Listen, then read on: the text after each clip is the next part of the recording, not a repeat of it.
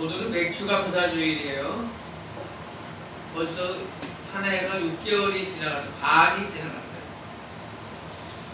상반기 동안 지켜주신 하나님의 은혜에 감사드리고 또 남은 6개월 동안 하나님께서 지켜주실 줄로 믿고 드리는 절기 맥주 감사 주일, 하나님의 은혜가 넘치는 6개월 또 되시기를 축복합니다.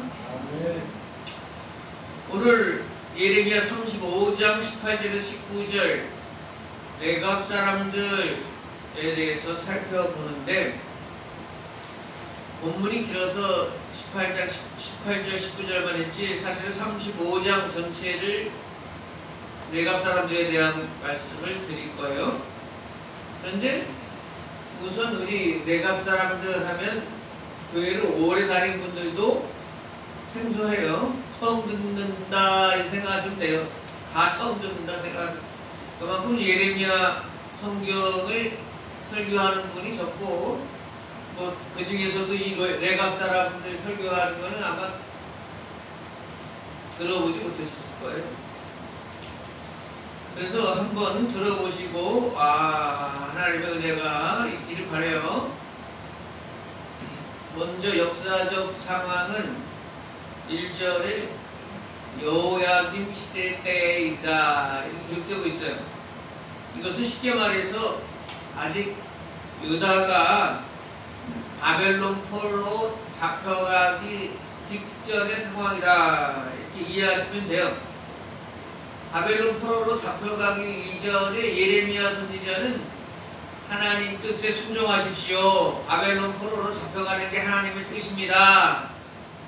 가서 회개하고 때가 차면 다시 돌아오게 됩니다. 이렇게 말했는데, 왕이라든지 또 거짓 선지자들은 무슨 소리냐, 지금 하나님 앞에 기도해가지고 바벨론 포로로 잡혀가는 것을 막아야지, 당신이 바벨론 포로로 잡혀가는 게 어떻게 하나님의 뜻이라고 그래? 그러니까 예레미야를 막 구덩이에 가두고 막 몰매를 때리고 그랬단 말이에요. 지금은 아직 포로로 잡혀가기 전 시대란 말이에요. 그런데 이제 막 전쟁이 일어날 것 같은 상황이 막 되니까 사람들이 두려워 떨고, 이제 그 양치기들, 농사 짓던 사람들, 예루살렘 성 밖에서 살던 사람들이 다 두려워서 예루살렘 성 안으로 다 모여드는 그런 시기예요. 전쟁이 막 일어날 것 같은 그런 상황이에요. 근데 이 레갑 사람들도 그래서 이 예루살렘 성 안으로 들어왔는데, 이 레갑 사람들은 누구냐? 조상 때부터 이 농사 짓고 하는 생활들이 이거는 잘못이다. 농경의 신이라고 하는 바알 아스타롯과 결탁돼서 이게 타락했다. 우리는 바알에 숭배할 수 없다. 그래서 농사 짓는 걸 포기하고 이 레갑 족속들은 이 밖으로 나가서 유목 활동만 했어요. 오로지 유목 활동만 하고 자신을 정결하게 하고 죄에 빠지지 않으려고 노력했던 집안 사람들이 레갑 사람들이랍니다. 그런데 전쟁이 난다는 이 소문 때문에 어쩔 수 없이 지금 예루살렘 안으로 들어온 상태라는 거예요. 이때 하나님께서 예레미야에게 오늘 2절에 보면 뭐라고 말씀하셨느냐? 너는 레갑 사람들의 집에 가서 그들에게 말하고 그들을 여호와의 집 한방으로 데려다가 포도주를 마시게 하라. 레갑 사람들이 지금 예루살렘에 들어와 있지, 그 사람들에게 가서 다 모이라 그러고 포도주를 이렇게 따라주라는 거예요. 자, 그런데 오늘 3절 이하에 그래서 온 레갑 사람들을 다 데려다가 5절 이하에 보면 포도주가 가득한 종지와 술잔을 놓고 마셔라. 예레미야 선지자가 이렇게 권하고 있단 말이에요. 근데 레갑 사람들의 대답이 뭐냐면 6절에 뭐라고 했단 말이에요. 우리는 포도주를 마시지 아니하겠노라. 우리 손주 요나단이 우리에게 명령하여 이르기를 너희는 너희와 너희 자손은 영원히 포도주를 마시지 말며, 포도주 마시고 독주를 마시고 술 취해서 실수하고 이런 것 우리 집안은 포도주를 마시지 않는다. 이게 집안 전통이라는 거예요. 아까 말씀드렸던 것처럼 바알과 아스타롯 이방신에 물들지 않으려고 하는 것과 같은 이치예요. 하나님 앞에 조금이라도 더 정결하게 살아가려고 노력하는 백성인데, 그런데 그 백성들 앞에 하나님이 예레미야에게 하시는 말씀이 포도주 먹으라고 따라주니, 야, 이게 뭐 보통 사람이 따라주는 것도 아니고 하나님의 선지자가 따라주니 이거 말씀을 어길 수도 없는 상황이지만, 그들은 단호하게 우리 선조 요나답부터 포도주를 마시지 않습니다. 우리에게 이것을 명령하지 마십시오. 이렇게 단호하게 말하고 있단 말이에요. 그럼 하나님께서 왜 이 레갑 사람들에게 포도주를 따라주라고 말씀하셨을까? 하나님은 이들이 포도주를 받아 마시지 않을 것을 아십니다. 이들에게 신앙의 지조가 있고 자기들이 뜻하는 바를 쉽게 굴하지 않고 지켜나간다는 것을 하나님은 아십니다. 그리고 그 레갑 사람들을 보아라, 이렇게 신앙의 지조를 지키는 걸 보면서 그러지 못하는 이스라엘 사람들을 책망하려, 쉽게 이스라엘 백성들을 변하고 반역하고 하는 이스라엘 백성들과 비교하시려고 하나님께서는 이 레갑 사람들에게 포도주를 주라 이렇게 말합니다. 그리고 포도주를 마다 마시지 않겠습니다 이렇게 말하는 내용이 오늘 35장 전체를 말하면서 끝부분에 대해서 봐라, 이 레갑 족속들을 내가 영원히 끊어지지 않겠다, 영원히 복을 받겠다고 하나님이 그들을 칭찬하고 계신 모습이 오늘 본문에 나온단 말입니다.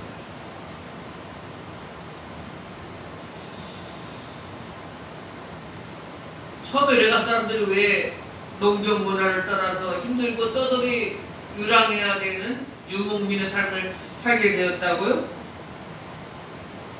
이스라엘 백성들이 가나안에 들어와서 바알신을 섬기는 등 타락한 삶을 살았기 때문에 그랬다는 거예요. 오늘 15절의 말씀이 나와요. 내가 내 종 모든 선지자를 너희에게 보내고 끊임없이 보내며 이르기를, 너희는 이제 각기 악한 길에서 돌이켜 행위를 고치고 다른 신을 따라 그들을 섬기지 말라.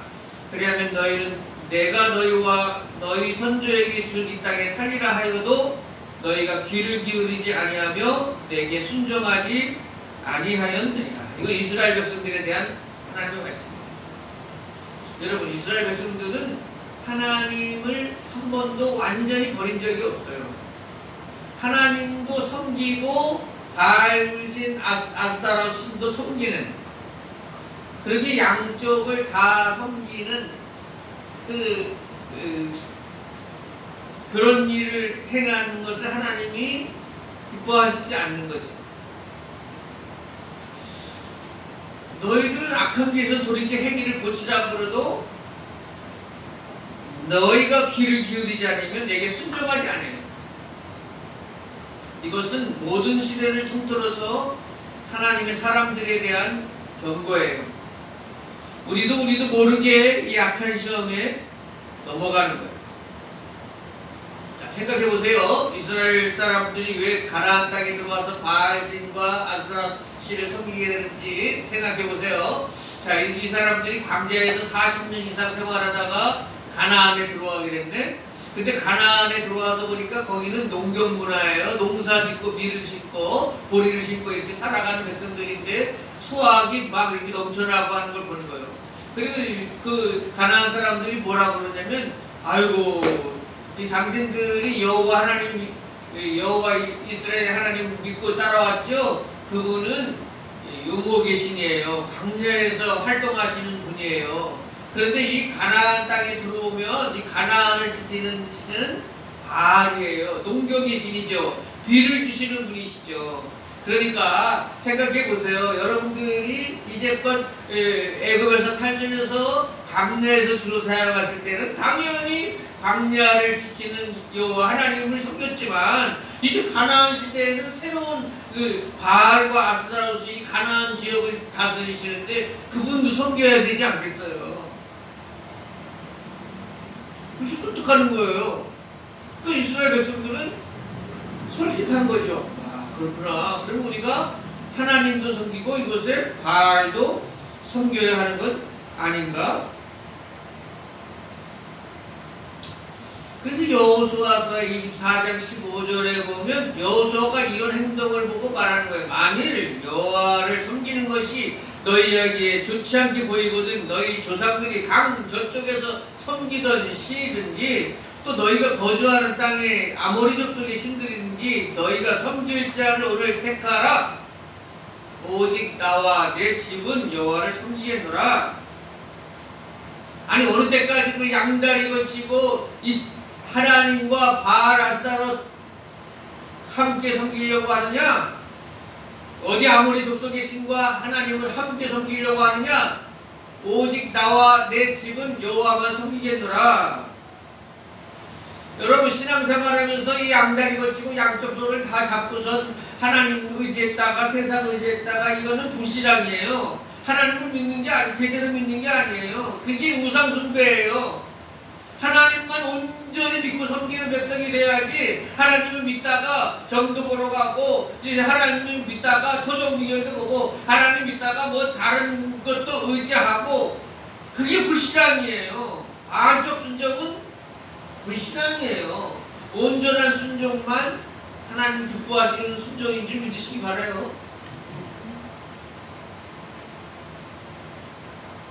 오늘도 하나님께서 우리에게 말씀하시는 거예요. 오늘날 너희가 섬길 자를 택하라. 하나님을 온전히 따르겠느냐? 세상에 네가 믿고 의지하는 것 따르겠느냐? 사람들을 더 의지하겠느냐? 오늘 택하라 이렇게 말씀하고 계신 거예요.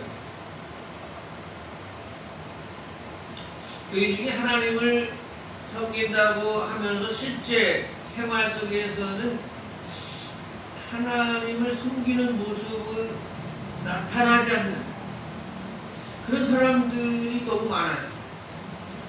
너무 세상과 쉽게 타협하고 나에게 좀 유익이 된다 싶으면 신앙생활하는 것을 헌신짝처럼 쉽게 생각하는 사람들이 있어요. 예배 빠지는 것도 너무 쉽게 생각하는 거예요. 조금 컨디션 안 좋으면 빠지고. 그러면 하나님께서 기뻐하지 않았어요. 오늘 내갑 사람들은 세상과 쉽게 타협하는 길을 걷지 않는 사람들이에요. 세상에 동요되지 않으려고 일부러 불편한 생활, 유목생활, 도시에서 떨어져서 이렇게 생활하며 신앙을 지키려고 외로운 길을 걸은 사람들이란 말이에요. 자, 오늘 레갑 족속의 그 족보를 따라가지고 이 세상에 존재했던 레갑 족속 같은 사람들 이야기를 잠시 해볼게요. 여러분들도 아시다시피 기독교가 로마의 핍박하에 있을 때에는 초대교회처럼 참 순수했습니다. 신앙에 정절이 있었고 모이는 사람들은 서로를 위로했어요. 서로 핍박 가운데 있을 때는 서로의 내부적으로 사랑이 싹트고 서로를 위해서 기도해주고 함께 동역하고 이것이 큰 축복이에요. 그래서 핍박받는 교회나 지금도 핍박당하고 있는 지역에서 신앙생활하고 있는 사람들은 서로 싸우지를 않아요. 싸울 일이 없어요. 외부에서 지금 성도들을 죽이려고 하고 잡아가려고 하는데 거기서 내부적으로 무슨 빵 문제 같은 거 뭐 하찮은 일 갖다가 싸우겠어요. 그때는 사랑이 있고 서로를 위해서 정말 목숨을 다해서 기도해주는 예수님만 생각하고 복음만 생각하는 것이 외부에 핍박이 있을 때요. 환난과 핍박에서는 성도들은 이렇게 강하고 순수해집니다. 그래서 사람들은 다 장단점이 있는 거예요. 그런데 이제 세월이 바뀌었어요. 기독교가 313년에 공인이 되고 그 얼마 지나서는 로마의 국교까지 되었어요. 그럼 교회가 힘과 권세가 생긴 거예요. 그때부터는 교회가 힘을 잃은 거예요. 타락해가기 시작하는 거예요. 그런 거예요, 여러분. 장단점이 있는 거예요. 개인이든 교회든 정권이든 힘이 생기고 권력이 생기면 타락하기 쉬운 거예요. 그래서 우리가 개인적으로도 교회적으로도 잘 나가고 하나님마다 잘 되어질 때에는 특별히 영적으로 내가 잘못 나가고 있는 것은 아닌가, 영적으로 정말 더 미약해지고 있는 것은 아닌가 점검해야 돼요. 육체적으로 잘 나간다 할 때는 영적인 체크가 반드시 있어야 돼. 그냥 좋으면 좋은 대로 하다 보면은 이렇게 타락의 길로 가기가 쉽다 하는 거예요. 여러분들도 잘 되시기 바래요. 자녀들 삶도 잘 되고 모든 것이 더 잘 되시기 바래요. 그럴 때 잘 될 때 영적인 안테나는 더 높이 세워야 돼. 영적인 안테나는 더 민감해야 돼. 하나님 말씀에 더 민감하고 더 기도 생활을 해야 돼. 그래야 축복이 있는 줄로 믿으시기 바랍니다. 잘 될 때 기도 생활도 필요 없고 신앙 생활도 필요 없고 그러면 나는 떠내려가고 있는 거예요. 지금 축복이 아니에요. 하나님께 멀어지게 하는 것은 그게 어떤 것이라도 축복이 아니에요.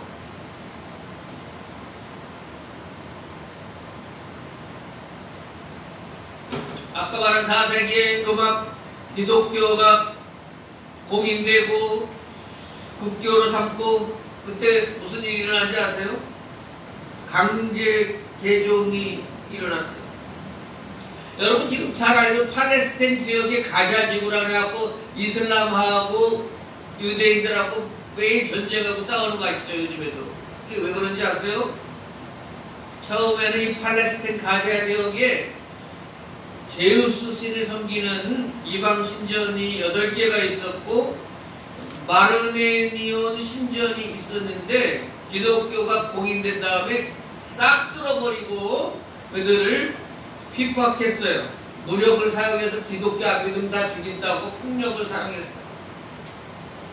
그러다가 630년 가자 지역이 무슬림에 의해서 정복되었을 때 그들은 아주 빠르게 그리스도교를 버렸고 무슬림을 받아들였고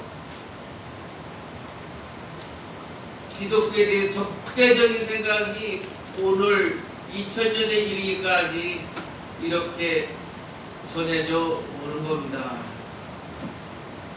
또 기독교가 국교가 된 이후에 기독교는 또 누구를 핍박했느냐? 유대인들을 핍박했어요. 십자가에 못 박은 유대인들을 다 잡아 죽여야 된다고 생각했어요. 수세기 동안의 유대인들은 폭력을 당하며 정말 사순절과 이 고난 주간이 되면 유대인들은 두려워서 떨었어요. 언제 기독교인들이 와가지고 너희들 때문에 예수님이 십자가에 못 박혔다고 사람들을 막 잡아 죽이고 가두고 그랬어요. 교회가 힘이 생기면 이런 폭력을 자행하는 거예요. 우리가 잘 아는 십자군 전쟁도 마찬가지예요. 교회가 힘이 생기니까 이슬람 지역에 예루살렘 성지를 탈환한다는 이유로 200년 동안 8차례에 거쳐서 십자군 전쟁을 일으켰는데 명분도 이루지 못했고 4차 전쟁 때는 이스라엘 그리스도 형제들끼리 콘스탄티노플 동방정교회를 점령하고 학살하고 누락질하고 지금도 동방과 서방 교회가 적대감이 아직까지 있습니다. 그리고 이 십자군 전쟁 때문에 이슬람 사람들이 기독교에 대해서 완전히 적대감 가지고 적으로 느끼게 되기 시작한 게 이 십자군 전쟁 때문에 그렇습니다. 그 뭡니까? 교회에 힘이 생기고 권세가 생겼는데 그것을 착각한 거예요. 막 무력으로 하면 된다고 생각하는 거예요. 믿을래 안 믿을래 아니면 다 죽여버려 이런 식으로.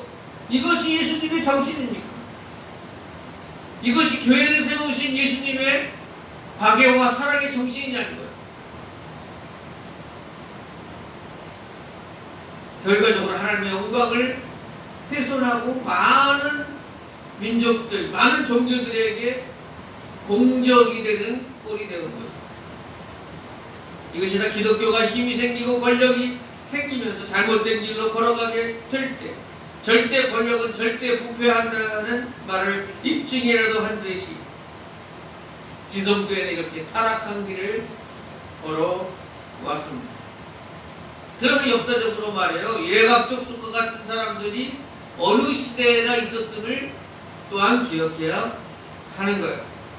예수님 당시 로마 제국하에서 이 유대인들이 또 성전에 결탁된 사두개인들 또 바리새인들 다 정말 잘못 나아갈 때 이들 벗어나서 청렴하게 말씀과 기도로 생활하려고 나아갔던 사막으로 나갔던 사람들이 에세레파예요. 이 세례 요한이 이 에세레파 출신이라고 주장하는 학자들이 있죠. 또 로마가 기독교를 국교로 정한 후에 힘과 권력으로 교회 역할을 제대로 못할 때에 오직 말씀과 기도에 전념하여 사막으로 떠난 사막 교부들이 있어요. 그들은 유명한 아시시의 프란시스 같은 사람들인데 그들은 자기의 재산을 가난한 사람들에게 모두 나눠주고 주로 탁발 수도사라 그래서 구걸하고 사막으로 나가서 기도하고 묵상하고 말씀 묵상하고 하는데 전념했던 사람들. 기독교가 중세시대가 되었을 때에 수도원 운동으로 이 운동이 바뀌는데 왜 그랬냐면 너무나 많은 사람들이 사막으로 나가서 이제 문제가 생긴 거예요. 너무 많은 사람들이 교회가 세속화됐다, 교회가 썩었다 이래갖고 사막으로들 너무 많이 나와가지고 이래서는 안 되겠다. 몇 명이나 이게 탁발 구걸해가지고 이걸 먹고 살겠냐? 안 된다. 그래가지고 수도원이 생기기 시작됐고 수도원에서 일하면서 자급자족이 되고 그러면서 기도와 경건에 힘쓰는 그 수도원 운동이 중세를 이끌어가는 영적인 버팀목이 되기도 하는 거예요. 또 수도원뿐만이 아니라 초대교회의 순수한 규제와 신앙을 지켰던 사람들 끝없이 있었어요. 17세기의 경건주의 운동이라고 해서 이들이 또 미국의 청교도 운동, 퓨리탄이라고 그러죠. 이들로 연결되고 지금까지도 그 계보를 이으면서 경건하게 생활하려고 하는 사람들은 기성교회도 있었고 이렇게 소수의 그런 무리들 또 그렇게 신앙을 지켜나가는 사람들은 어느 시대나 있었다는 거예요. 기성교회는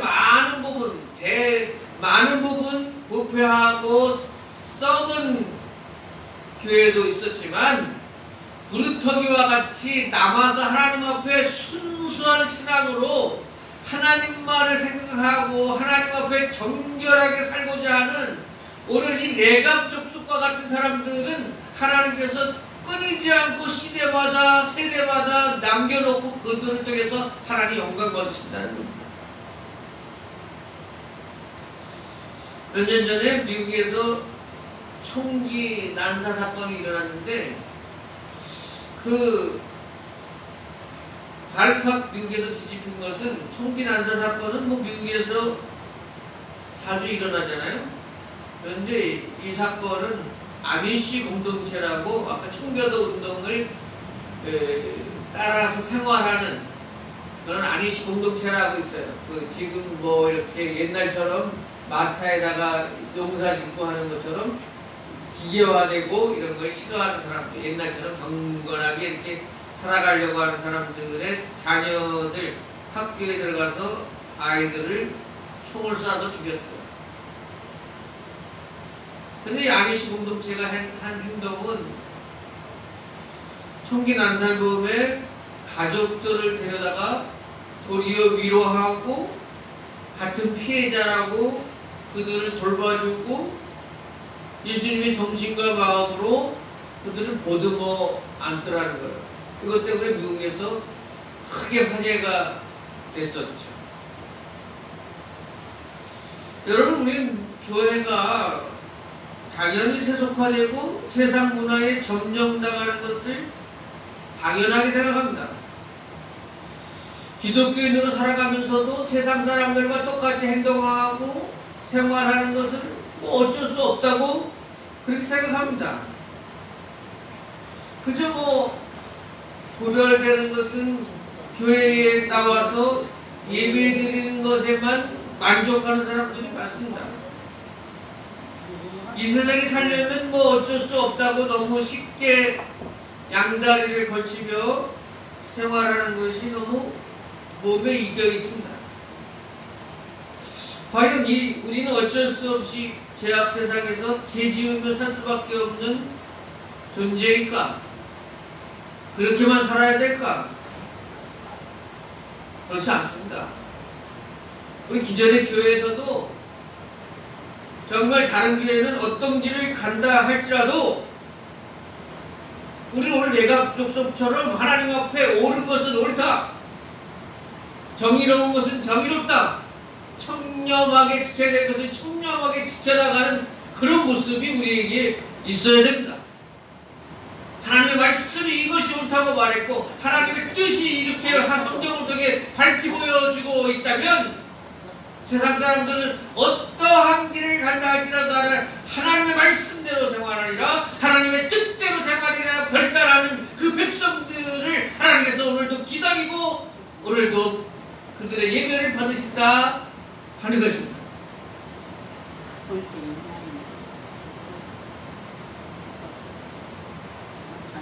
미국에서 말이에요. 뉴욕 리디모 교회라고 개척하고 원래 리디모 교회라고 미국에서 교수하다가 수만 명이 모이는 교회를 이룬 팀 켈러 목사님이 계세요. 책을 참 많이 쓰고 제가 깊이가 있고 참 좋아해요. 여러분 생각해 보세요. 뉴욕이라고 하는 도시는 가장 번화하지만 가장 타락한 도시이기도 해요. 사람들은 그곳에 대학 교수를 그만두고 교회를 개척한다고 할 때 사람들은 뉴욕에서 무슨 교회가 돼? 이렇게 말했지만 그 목사님은 순수한 복음으로 하나님 앞에 순수한 신앙으로 교회를 개척하고 수천 명에 이르는 교회를 이뤘단 말이에요.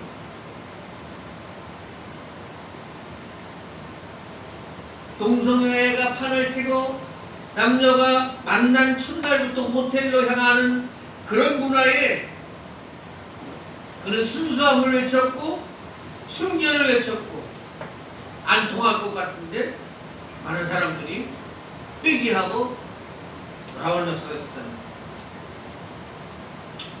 그분이 지난 5월 달에 췌장암으로 세상을 떠났어요. 김태현 목사님이 5월 달에 돌아가시면서 마지막 유언이 뭐냐? 마지막 말이 뭐냐면 예수님, 저 준비됐어요. 저를 불러주세요. 이게 유언이에요.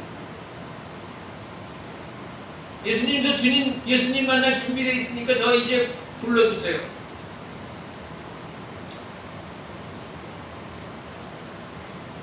여러분, 오늘 교회를 이끌어가는 사람들,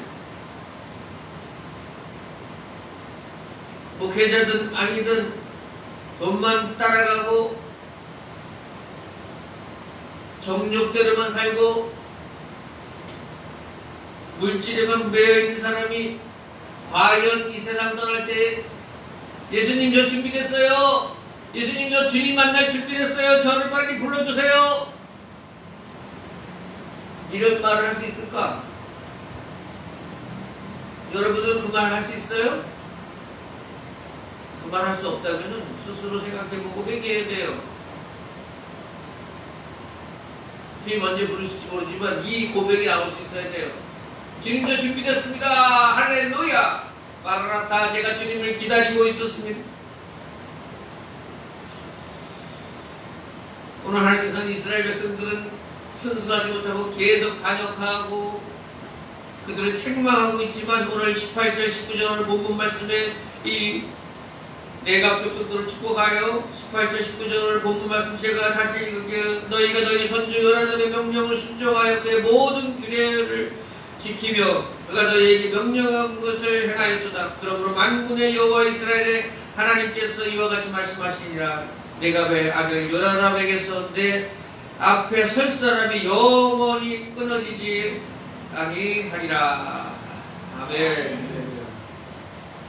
사랑하는 여러분들의 가문이, 가정이 이렇게 영원히 빛나는 하나님이 인정하시는 가문과 자손들이 될 수 있기를 축복합니다. 아멘. 우리 교회도 이 칭찬 들을 수 있도록 그 길로 걸어가는 사람들 됩시다. 아멘. 우리 합심하여 기도하는 시간. 이 세상 너무 죄가 관영하고 하나님의 뜻을 행하는 자들이 적은 시대입니다. 우리에게 레갑 족속같이 말씀 지키고 약속을 지키고 신앙을 지키는 저희들에게 해 주시옵소서. 세상에 휩쓸리지 않게 하시고 문화에 휩쓸리지 않게 하시고 역사의 사탄의 영, 제약된 문화를 이끌어가는 사탄의 영들을 제압해 주시옵소서.